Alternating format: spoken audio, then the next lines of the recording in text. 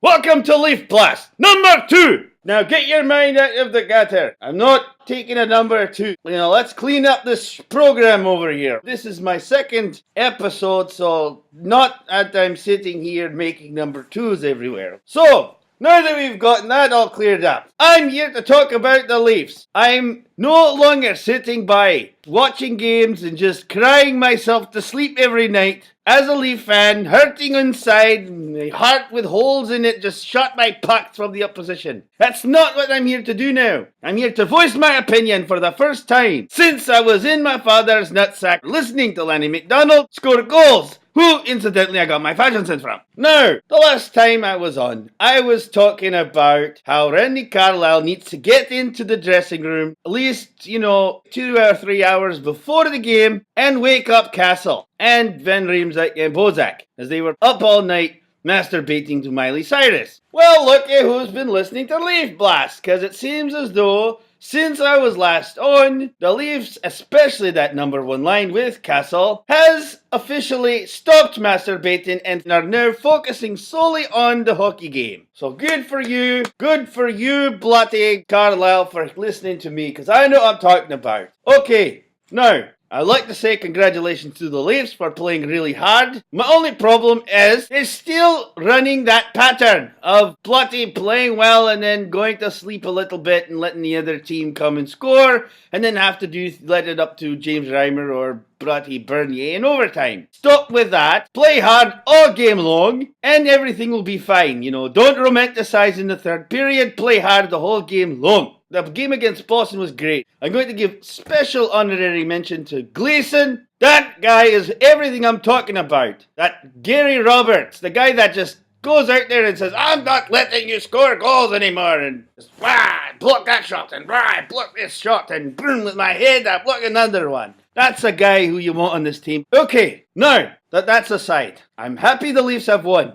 But there's some serious issues going on. Now, today in last night's game, all I heard about was, they've got to trade Nazim Kadri and he's not playing up to his potential, so possibly we ship him out. Now, I want to tell you all something. Everybody in Leafland, all my fellow Leafers, put the pitchforks down. That's you. Put it down. Put down the pitchfork. Put it down. Put it down. No more pitchforks. Kadri is a good player. Sure, he's maybe romanticizing a little lately, but come on, we know he's a good player. We've seen it before. It's his second year in the NHL, his first full year, to be quite honest. It is a known fact. Everybody knows that there is a phenomenon called the sophomore jinx. I don't know why that is. I don't know if there's like a witch out there that follows you in your first year and says, I'm going to make sure that your second year is a horrible year. Sign that contract and look bad your second year. And then she feeds off of little children and runs off to the forest. I mean, let's be honest here. We have James Van Riemsdyk, don't we? We love him to death. He's my favorite player right now. He's the only guy that I like, it's James Van Riemsdyk. He has heart. It's beating out of his chest. Now, I know sometimes they in that line, they had their problems sleeping in, but all in all, he's still, for me, pound for pound, the best Leaf player. Now, the only reason we have James Van Riemsdyk is why? Because in Philadelphia, they put out their pitchforks in his third year and said, get rid of him. He is not reaching his potential and get him out of town. Trade him for Luke Schenn, because Luke Schenn is obviously a greater player because he had so much success where he was. So is that what you want? You want them to ship you a Luke Schenn? Nobody wants Luke Schenn anymore, not even Philadelphia. So, hold on to Kadri. Hopefully that witch will leave in his third year and go bother someone else. And go back to the woods where she belongs. I don't know. I'm not sure, but that's probably the truth. There's probably a witch that's out there somewhere. Now, I'm not going to claim it's Miley Cyrus. We're getting out of the Miley Cyrus rant. But is somebody out there? Could be Madonna. I don't know. It could be her.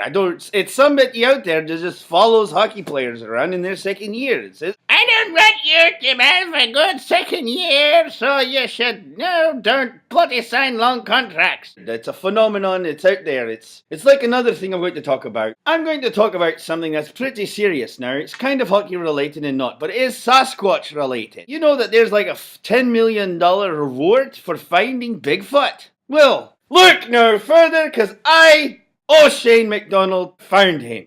I am pretty convinced now that John Scott of the Buffalo Sabres is, in fact, Bigfoot. Now, at first, wasn't quite sure, because at first he looks like a man, except for he's a behemoth. He's like 8'5" or 9'10", I don't know. On skates, he could be, 30 stories tall. I don't know. It wasn't his size that really got me, although that was a first indicator. It was his demeanor. Who goes after the star player on the ice? Who does that? Only a beast goes after Kessel or somebody like that and tries to fight them. Ever since then, I started wondering, that's not a man. That's not a man. There's something wrong with that guy. He's tall, he's got skin, That's right. You watch him play the games and there's not a man in there. He's like, I'm going to kill something. I'm bleeding out his mouth. He's eating children and...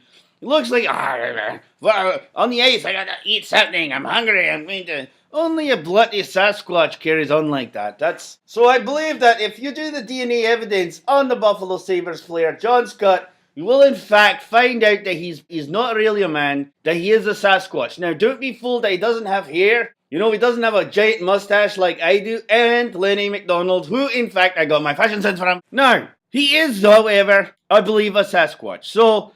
let's get those guys from Hunting Sasquatch or the Bigfoot Hunters or whatever that show is. Bring them to Buffalo and find John Scott, who I believe is a Sasquatch. Alright, I'm O'Shane McDonald, and this is Leaf Blast.